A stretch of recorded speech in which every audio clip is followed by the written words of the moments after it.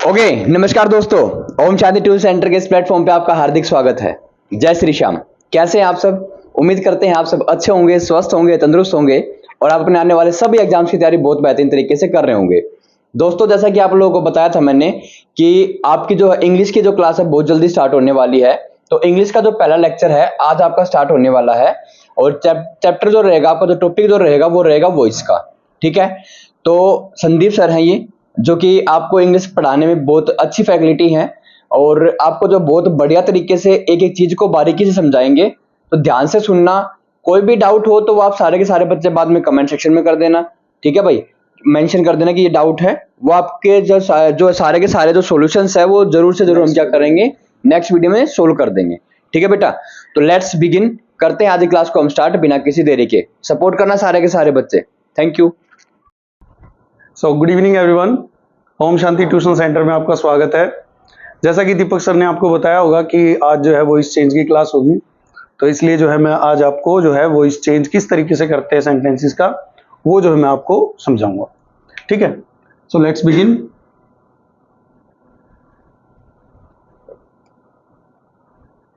Voice change. Voice change में क्या करते हैं बेटा कि वॉइस चेंज में हम सब्जेक्ट को जो है ऑब्जेक्ट की फॉर्म में चेंज करते हैं और ऑब्जेक्ट को जो है सब्जेक्ट की फॉर्म में चेंज करते हैं। अगर सिंपल भाषा में मैं आपको बताऊं तो किसी भी सेंटेंस में जो है एक चीज होती है जो कि बहुत ज्यादा इंपॉर्टेंट होती है, दैट इज वर्ब। ठीक है, तो जो वर्ब होती है वो क्या करती है, उस वर्ब को कोई करता है। ठीक है, कोई सब्जेक्ट होगा उस वर्ब को करने के लिए। तो हमें हमारे सेंटेंसेस में जो है मेनली तीन चीजों का रोल होता है। वैसे तो वर्ब का ज्यादा है, बट जो उसको करता है एक उसका रोल होता है और एक वो वर्ब जो है किस चीज के लिए हुई है, एक हमारे लिए वो ज्यादा इंपॉर्टेंट होता है। ठीक है, जैसे for example he writes a letter.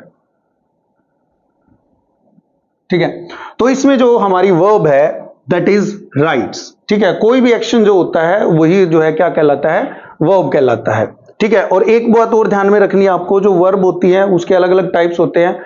अब मैं आपको इनको ज्यादा डिटेल में नहीं लेके जाऊंगा वर्ब के, क्योंकि हमारा जो मेन कॉन्सेप्ट है आज वो है वॉइस चेंज का। ठीक है, क्योंकि अगर हम वर्ब के बारे में बताने लगे तो फिर बेटा आप जो है इससे आप डिस्ट्रैक्ट हो जाओगे।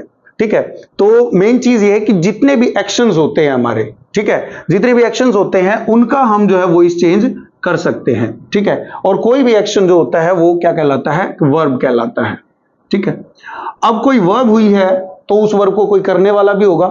ठीक है, तो इस वर्ब को करने वाला कौन है, राइट्स। जो ये लिखने का काम है ये किसने किया है, ये ही ने किया है, इसलिए ही क्या हो गया, सब्जेक्ट हो गया। ही क्या हो गया बेटा, सब्जेक्ट हो गया। और ही ने लिखा है, क्या लिखा है, what he writes, he writes what he writes a letter. ठीक है, तो जो हमारा ये लेटर है ये क्या कहलाएगा, ऑब्जेक्ट कहलाएगा। क्या कहलाएगा बेटा, ऑब्जेक्ट कहलाएगा। ठीक है, तो जो हमारा ऑब्जेक्ट होता है वो दो फॉर्म में हो सकता है। एक जो है व्हाट का आंसर देगा कि अगर लिखा है तो क्या लिखा है, खाया है तो क्या खाया है, पिया है तो क्या पिया है। ठीक है, और दूसरी फॉर्म जो होती है वो होती है इनडायरेक्ट ऑब्जेक्ट, जो कि किसका आंसर देता है, हुम का आंसर देता है। किसका आंसर देता है बेटा, हुम का आंसर देता है। जैसे he writes a letter to me, उसने लेटर लिखा है, किसको लिखा है, मुझे लिखा है। तो हुम का जो आंसर होता है, हुम की को हिंदी में जो है लिटरल मीनिंग इसका किसको, किसके, किसकी हो सकता है। वोट का आंसर आपको, वोट का जो मीनिंग आपको पता ही होगा क्या होता है। ठीक है, तो जो लिखा है, क्या लिखा है, किसको लिखा है। तो जो क्या लिखा है, जो वो चीज है, जो वो ऑब्जेक्ट हम बताएंगे, that is called direct object. इस वाले ऑब्जेक्ट को जो वोट का आंसर देगा इसको कहेंगे हम डायरेक्ट ऑब्जेक्ट। क्या कहेंगे, डायरेक्ट ऑब्जेक्ट। और जो ये होम का आंसर देता है इसको बोलते हैं हम इनडायरेक्ट ऑब्जेक्ट। क्योंकि हम वॉइस चेंज कर रहे हैं तो हमें सब्जेक्ट और ऑब्जेक्ट के बारे में जानना जो है ज्यादा इंपॉर्टेंट होता है, इसलिए मैंने डायरेक्ट और इनडायरेक्ट ऑब्जेक्ट के बारे में आपको बता दिया। और ऑब्जेक्ट के बारे में जानना क्यों जरूरी है, क्योंकि वॉइस चेंज की सिर्फ उन्हीं सेंटेंसेस का हो सकता है जिसमें ऑब्जेक्ट होगा। अगर किसी में ऑब्जेक्ट नहीं है, कई बार हमारी गलतफहमी होती है कि भाई इसका ऑब्जेक्ट है, वर्ब के जस्ट बाद जो है हमेशा ऑब्जेक्ट ही होता है। नो, देखो जैसे मान लो मैं बोलूं आई गो टू दिल्ली, यहां पर बेटा ये जो आई है ये तो सब्जेक्ट है, गो जो है वर्ब है, टू दिल्ली आपको लगेगा जो टू दिल्ली है वो ऑब्जेक्ट है, बट नहीं, ये ऑब्जेक्ट नहीं है। क्यों नहीं है ऑब्जेक्ट, वो मैं तुम्हें बताता हूं। देखो आई गो, मैं जाता हूं, क्या जाता हूं, आई गो व्हाट, क्या ये व्हाट का आंसर दे रहा है, नहीं। आई गो होम, क्या ये होम का आंसर दे रहा है, नहीं। तो इसलिए ये ऑब्जेक्ट नहीं हो सकता, क्योंकि ऑब्जेक्ट होने के लिए दो चीजें इंपॉर्टेंट है, या तो हो वो व्हाट का आंसर देता हो या वो होम का आंसर देता हो। अगर इसके अलावा नहीं है तो वो ऑब्जेक्ट नहीं हो सकता। ये एक एडवर्ब है, एडवर्ब फ्रेज है जो कि two plus object, two plus noun है, ठीक है। तो ये हमारी एक फ्रेज बन सकती है, एडवर्ब फ्रेज, ना कि ये कोई हमारा ऑब्जेक्ट नहीं है। तो इस टाइप के सेंटेंसेस का जो है हम वॉइस चेंज नहीं कर सकते हैं, ठीक है। सो अब बात आती है कि how to change an active voice to passive voice, ठीक है। जिसमें कोई काम जो हो रहा है उसको करने वाले पे ज्यादा फोकस हो, हमारा जो है वो करने वाला जो है ज्यादा इंपॉर्टेंट हो हमारे लिए, रादर देन ऑब्जेक्ट। जो काम हुआ है वो हमारे लिए इतना इंपॉर्टेंट नहीं है, बल्कि जो करने वाला है वो ज्यादा इंपॉर्टेंट है, और जो हमारी वर्ब है वो ज्यादा इंपॉर्टेंट है। लेकिन कई बार ऐसे सेंटेंसेस होते हैं जिसमें हमारे लिए ऑब्जेक्ट ज्यादा इंपॉर्टेंट होता है, सब्जेक्ट जो इतना इंपॉर्टेंट नहीं होता, वो लीस्ट इंपॉर्टेंट होता है, इसलिए उसको लिख भी सकते हैं और नहीं भी लिख सकते। जैसे हमारा सेंटेंस है ही राइट्स अ लेटर, तो ही हमारे लिए ज्यादा जरूरी था, तो ही राइट्स अ लेटर। लेकिन जब हम ये बताना चाहे कि एक लेटर लिखा गया, किसने लिखा डजंट मैटर, ठीक है, तो हम उन सेंटेंसेस में क्या करते हैं, वॉइस चेंज करते हैं। तो इस सेंटेंस का अगर हम वॉइस चेंज करें तो कैसे करेंगे, हम इसको छोड़ देते हैं अभी के लिए, ये एक अलग टाइप है इसका, उसको बाद में करेंगे। पहले हम जो ये सिंपल सेंटेंस है हमारा, उसका वॉइस चेंज करते हैं। तो हमें कुछ नहीं करना, जस्ट हमें क्या करना है, एक सब्जेक्ट लिया, एक ऑब्जेक्ट लिया, एक वर्ब है हमारे पास, ठीक है। तो हम क्या करते हैं, पहले जैसे मैंने पहले ही आपको मीनिंग में ही बताया था कि भाई सब्जेक्ट को ऑब्जेक्ट बना देंगे और ऑब्जेक्ट को सब्जेक्ट बना देंगे। तो हम ए लेटर को जो है, ये था हमारा एक्टिव वॉइस, ये क्या था, एक्टिव। अब हम इसका पैसिव वर्जन करेंगे। पैसिव में क्या करेंगे कि जो हमारा ऑब्जेक्ट है उसको आगे लेकर आएंगे। तो ए लेटर को हम जो है आगे लेकर आएंगे, ठीक है। जो सब्जेक्ट था उसको हम पीछे लेकर जाएंगे, जहां पर ऑब्जेक्ट था ना, देखो इस सब्जेक्ट की जगह हमने ये लिख दिया, अब इसको जो है इसकी जगह पे लिखेंगे। और एक चीज और ध्यान रखनी है हमें, अभी मैं बताऊंगा आपको कि जो पर्सनल प्रोनाउंस होते हैं उनके दो केसेस होते हैं, वैसे तो 3 केसेस होते हैं, बट इसमें मोस्टली जो है 2 केसेस ही यूज होंगे, एक सब्जेक्टिव केस और एक ऑब्जेक्टिव केस। तो ही को जो है जब ही काम करेगा, जब ही एज अ सब्जेक्ट हमारे सेंटेंस में यूज होगा तो वो जो है ही कहलाएगा। लेकिन जब वो एक ऑब्जेक्ट फॉर्म में बदल जाता है तो ही का क्या बन जाता है, हिम बन जाता है। क्या बन जाता है, हिम, ठीक है। तो ही का हिम बन गया, इसका हमने कर दिया, इसका हमने कर दिया। अब बची कौन, वर्ब बची। तो वर्ब का कुछ नहीं करना आपको, हर वॉइस चेंज में चाहे वो किसी भी टाइप का सेंटेंस है, आपको जो वर्ब होती है उसकी थर्ड फॉर्म लगानी है। तो राइट की थर्ड फॉर्म बनती है रिटन, राइट की थर्ड फॉर्म क्या बनती है, रिटन। और एक चीज और ऐड करनी होती है हमें कि जो हमारा सब्जेक्ट है उसको जो हमने ऑब्जेक्ट बनाया है तो उससे पहले हमें बाय यूज करना पड़ता है, ठीक है, बाय यूज करना पड़ता है। अब एक चीज और देखो आप, इसको तो बाय हिम में बदल दिया, a letter as it is आ गया, राइट का राइट्स हो गया, मतलब फर्स्ट फॉर्म हमारी चेंज हो गई थर्ड फॉर्म में। अब जब फर्स्ट फॉर्म थर्ड फॉर्म में चेंज हुई है, एक चीज और होती है कि जो फर्स्ट फॉर्म होती है वो भी विदाउट हेल्पिंग वर्ब आ सकती है, सेकंड फॉर्म भी आ सकती है, लेकिन थर्ड फॉर्म जो है कभी भी बिना हेल्पिंग वर्ब के नहीं आती है। तो एक्टिव वॉइस में जो हमारी फर्स्ट फॉर्म थी उसको जब हमने पैसिव वॉइस में थर्ड फॉर्म में बदल दिया, फर्स्ट फॉर्म को थर्ड फॉर्म में बदल दिया, तो थर्ड फॉर्म क्योंकि कभी भी बिना हेल्पिंग वर्ब के नहीं आएगी, तो इसको हेल्पिंग वर्ब क्या मिलेगी, इसको हेल्पिंग वर्ब मिलेगी जब यहां पर फर्स्ट फॉर्म होगी तो उसको मिलेगी इज एम आर, सेकेंड होगी तो उसको मिलेगी वॉज वर, और अगर इसके अलावा कुछ भी है तो उसकी जो हेल्पिंग वर्ब है वो सेम रहेगी, ठीक है। तो अब हमने देखा कि ए लेटर, फिर हमें इसका सिंगुलर प्लूरल भी देखना है। मैंने बताया कि तुम्हें इसमें लगेगा इज एम आर में से कोई एक, इज एम आर में से एक लगेगा, ठीक है। तो ये कैसे लगते हैं, इनके अलग अलग रूल्स है, ठीक है। जो भी टेंस होगा उसका एक अलग अलग रूल्स हैं कि भाई कौन से टेंस में अगर वर्ब है तो उसमें कौन सी जो है हेल्पिंग वर्ब है, और फिर जब उसका पैसिव वॉइस करेंगे तो कौन सी है। ये जस्ट मैं आपको एक सेंटेंस बता रहा हूं, अभी पहले इसके रूल्स बताऊंगा, उसके बाद आप चेंज करोगे, ठीक है। बस जस्ट आप ये देख लो कि चेंज करने का पैटर्न क्या होता है इसका, ठीक है। तो ए लेटर जो होता है सिंगुलर होता है, तो सिंगुलर के लिए हम क्या लगाते हैं, इज लगाते हैं। प्लूरल के लिए हम क्या लगाते हैं, आर लगाते हैं। और आई के लिए स्पेशली क्या लगाते हैं, एम लगाते हैं, ठीक है। तो यहां पर ए लेटर के साथ क्या आ जाएगा, इज आ जाएगा, बस दैट्स ऑल, फुल स्टॉप। और एक चीज और होती है वॉइस चेंज में कि अगर हमारा सेंटेंस असर्टिव फॉर्म में है तो उसका पैसिव फॉर्म भी असर्टिव रहेगा। अगर वो इंट्रोगेटिव फॉर्म है, मतलब क्वेश्चन मार्क वाला है, तो क्वेश्चन मार्क वाला रहेगा। नेगेटिव है तो नेगेटिव रहेगा, ठीक है। तो इतने बात समझ में आई कि हम वॉइस चेंज में क्या करते हैं। अब यहां पर देखो, ए लेटर पर हमारा ज्यादा फोकस है, इज रिटन, एक लेटर लिखा गया, किसके द्वारा लिखा गया इतना ज्यादा इंपॉर्टेंट नहीं था, इसलिए उसको हमने बैक में कर दिया, ठीक है। तो ए लेटर इज रिटन ये हमारे लिए ज्यादा इंपॉर्टेंट था। वॉइस चेंज जो हम इसीलिए करते हैं ताकि हमारा ये सेंटेंस फ्रेम हो, लेकिन क्योंकि हमने कंप्लीट करना है एक सेंटेंस को, अगर जरूरत है तो हम इसको लगा सकते हैं। अदरवाइज अगर रिक्वायरमेंट नहीं है, कई टाइप के सेंटेंसेस होते हैं जिसमें रिक्वायरमेंट नहीं होती, तो उसमें इसको छोड़ दिया जाता है। तो आई होप कि आप लोगों को ये समझ में आया होगा।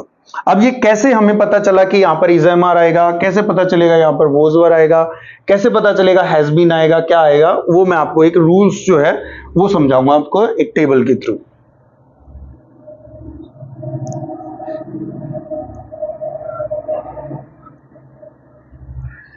सो वर्ब में जो है क्या चेंजेस होते हैं अकॉर्डिंग टू टेंस हम लोग देखेंगे, ठीक है। So how to change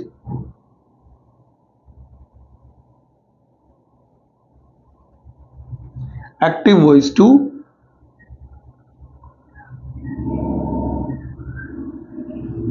passive voice,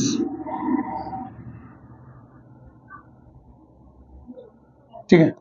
तो अगर आप इसको टेंस के थ्रू करना चाहो, टेंस के थ्रू भी हो सकता है, मैं आपको दोनों तरीके से इसको समझाऊंगा, ठीक है। तो यहां पर रहता है हमारा, सबसे पहले आप एक टेंस की हेडिंग डाल सकते हो। टेंस कौन सा होगा, यहां पर आप डाल सकते हो एक्टिव वॉइस में क्या चीजें रहेंगी, क्योंकि आपको एक्टिव को पैसिव में और पैसिव को एक्टिव में, कई बार क्या होता है कि एक्टिव को पैसिव में, पैसिव को एक्टिव में, ये जो है हमारे कॉम्पिटिटिव एग्जाम्स में भी आता है कि एक्टिव वॉइस को पैसिव में चेंज करो। कई बार जो है सेंटेंस जो है वो पैसिव का आ जाता है, उसको हमें एक्टिव में चेंज करना पड़ता है। तो उसमें जो बेसिक चीजें हैं, जो हमारी वर्ब और हेल्पिंग वर्ब है, वो कैसे चेंज होगी, पहले हमें अगर उसका टेंस पता है तो कैसे होगी। अगर टेंस नहीं भी पता है, अगर आपको सीधे वर्ब दिख रही है और आपको ये याद है कि भाई ये वर्ब हो तो ये लगाते हैं, बिल्कुल सिंपल फॉर्म में होता है, तो आप उसको चेंज कर सकते हो इजीली।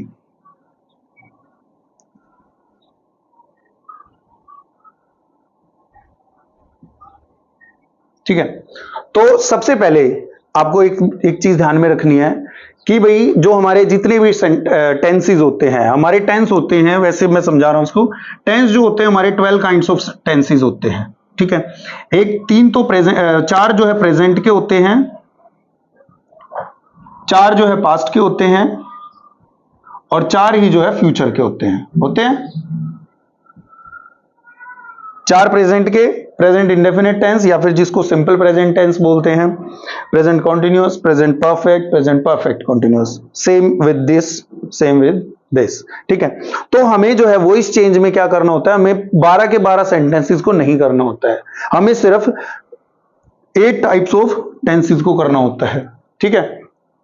जो हमारा प्रेजेंट परफेक्ट कॉन्टिन्यूअस टेंस है, पास्ट परफेक्ट कॉन्टिन्यूअस टेंस है और फ्यूचर परफेक्ट कॉन्टिन्यूअस टेंस है, 3 तो ये स्किप करने होते हैं, और एक होता है हमारा फ्यूचर कॉन्टिन्यूअस टेंस। इनका वॉइस चेंज जो है जनरली जो है नहीं होता है, तो हमें उसको नहीं सीखना है। हम जो है सिंपल जो है हमारा, सबसे पहले कौन सा टेंस आता है हमारा, simple present tense, simple present tense, ठीक है। सिंपल प्रेजेंट टेंस में क्या होता है कि इसमें जो हमारे असर्टिव सेंटेंसेस होते हैं, जो पॉजिटिव जिसको हम बोल सकते हैं, जो पॉजिटिव सेंटेंसेस होते हैं उनके अंदर जो है हेल्पिंग वर्ब होती नहीं है, ठीक है। उनके अंदर हेल्पिंग वर्ब होती नहीं है, यहां पर हम अगर अलग कॉलम बनाना चाहिए हेल्पिंग वर्ब मेन वर्ब का, हेल्पिंग वर्ब मेन वर्ब को तो बना सकते हैं, उसके बिना भी काम चल सकता है। ठीक है, तो सिंपल प्रेजेंट टेंस में क्या होता है हमारे पास, या तो हमारे पास V1 होता है या फिर हमारे पास होता है V1 plus SEIS। I hope आप लोगों ने टेंसेस की जो वीडियोस हैं वो अच्छे से देखी होंगी। ठीक है, नहीं देखी है तो रिकॉर्डेड वीडियोस हैं आपके पास, you can see and you can watch that. तो क्या होता है कि हमारा जो प्लूरल सब्जेक्ट होता है, अगर हमारे पास सब्जेक्ट प्लूरल है तो हम V1 लगाते हैं, या I और U के साथ भी V1 लगाते हैं। अगर हमारा सब्जेक्ट जो है वो सिंगुलर होता है तो हम जो है V1 प्लस SEIS लगाते हैं। या फिर हम जैसे नेगेटिव सेंटेंस आता है या फिर इंट्रोगेटिव सेंटेंस आता है तो डू डज लगाते हैं। हम क्या लगाते हैं, डू या डज प्लस में V1 लगाते हैं, इसमें फिर SEIS नहीं लगता है। या तो हम लगाते हैं सिंपल V1 या V1 प्लस SEIS। नेगेटिव और इंट्रोगेटिव सेंटेंसेस में क्या लगाते हैं, नेगेटिव और इंट्रोगेटिव सेंटेंसेस में हम जो है डू डज प्लस में V1 लगाते हैं। तो हमें एक्टिव वॉइस में ये दिख जाएगा, हमें टेंस नहीं भी पता है तो अगर हमें ये दिख गया, या तो V1 या V1 प्लस SEIS दिख गया, या डू डज प्लस में V1 ये दिख गया, तो हमें पैसिव वॉइस में क्या करना है, उसमें हमें इज या एम या आर प्लस में वर्ब की थर्ड फॉर्म लगानी है। थर्ड फॉर्म तो ऑलवेज लगेगी, चाहे कोई भी 8 के 8 टेंसेस में से कोई सा भी हो, आपको थर्ड फॉर्म तो एज इट इज लगानी ही है।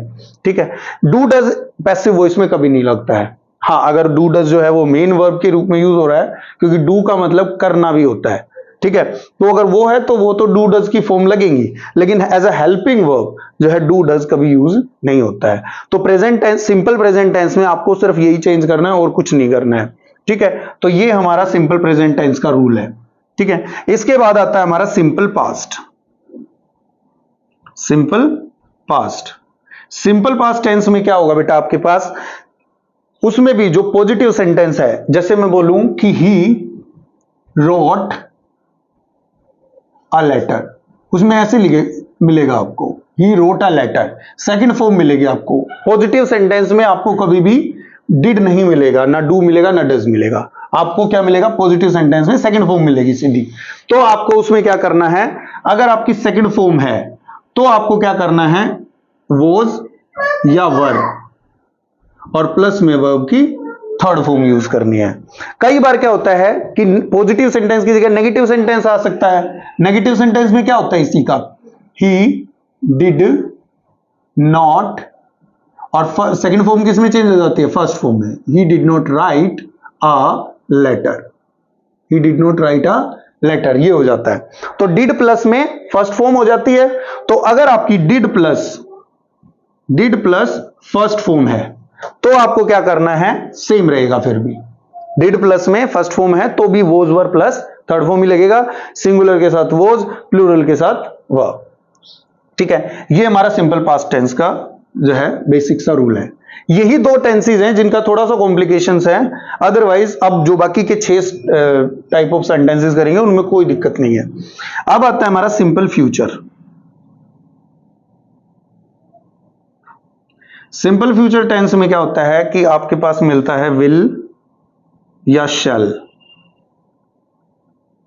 प्लस में V1 मिलता है आपको। एक्टिव वॉइस में आपको विल या शैल प्लस V1 मिलता है। कई बच्चे जो है विल और शैल में कंफ्यूज रहते हैं, तो मेरे पास एक रामबाण है आपके लिए कि विल शैल में कभी कंफ्यूजन नहीं होगा आपको। ठीक है, क्या करते हैं हम टेंसेस में विल शैल के अलग रूल याद करते हैं, फिर हम जो उसके ये क्या नाम है एज अ मॉडल वर्ब भी यूज होता है हमारा विल और शैल, वहां पर अलग से रूल याद करते हो। तो कुछ नहीं करना है, आप हर सेंटेंस में हर सब्जेक्ट के साथ विल लगा सकते हो।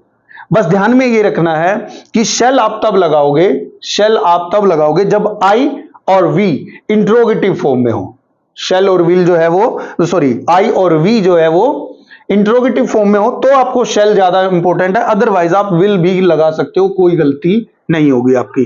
ठीक है, तो विल शैल जो है आपका इसमें रहता है सिंपल फ्यूचर टेंस में, और ये पॉजिटिव में भी रहता है नेगेटिव में भी। इन दोनों का क्या है, सिंपल प्रेजेंट और सिंपल पास्ट में ये पॉजिटिव में ये रहते हैं, पॉजिटिव सेंटेंस में ये रहते हैं, ये भी पॉजिटिव का है स्ट्रक्चर। नेगेटिव और इंट्रोगेटिव होते ही ये आ जाता है, ये भी नेगेटिव और इंट्रोगेटिव में ये रहता है।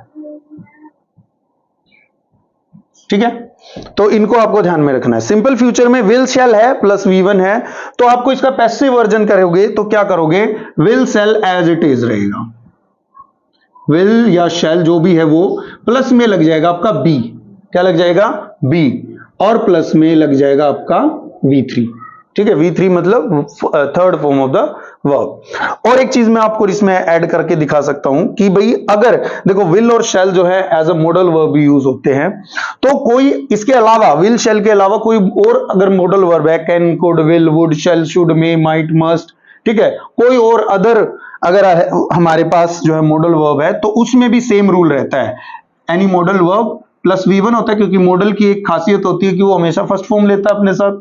तो कोई भी मॉडल वर्ब प्लस में V1 होता है, तो आपको जब भी उसका वॉइस चेंज करना है तो आपको वो modal verb whether it is will, shall, can, could, कुछ भी हो, बस उसके साथ बी लगाना है और उसकी थर्ड फॉर्म आपको यूज करनी है, ठीक है। आई होप ये आप लोगों को क्लियर हो गया होगा।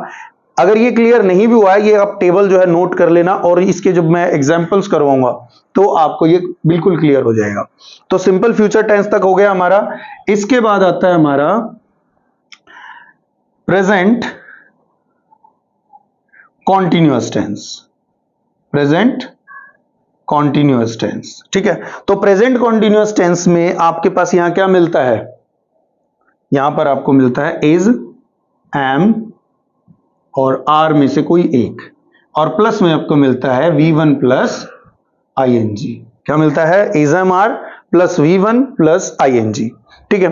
तो आपको जब इसको पैसिव वॉइस में चेंज करना है, आपको जरूरी नहीं आपको ये याद हो, कई बार क्या होता है कि आपको टेंस भी नहीं पता है, अगर आपको ये याद है तो भी आप बना सकते हो, क्योंकि ये इंटर रिलेटेड होते हैं। क्या होते हैं, इंटर रिलेटेड होते हैं। इज, एम, आर को इज, एम, आर ही रखोगे, इज, एम, आर को इज, एम, आर ही रखोगे, प्लस में V3 लगाओगे। अब तुम कहोगे सर ये वाला और ये वाला फिर तो सेम हो गया, तो डिफरेंस क्या हुआ, डिफरेंस करने के लिए हम इसमें क्या लगा देते हैं, बीइंग लगा देते हैं। क्या लगा देते हैं, बीइंग, क्योंकि ये जो ING है V1 का तो V3 हो गया, ING कहां जाएगा, तो उसको हम दे देंगे B को, क्योंकि इसमें B की फॉर्म लगती है हमेशा, तो B के साथ ING लग जाएगा और प्लस में third form as it is रहेगी, ठीक है। ऐसे ही बिल्कुल सेम तरीके से आपका पास्ट कंटिन्यूअस भी रहेगा, ऐसे ही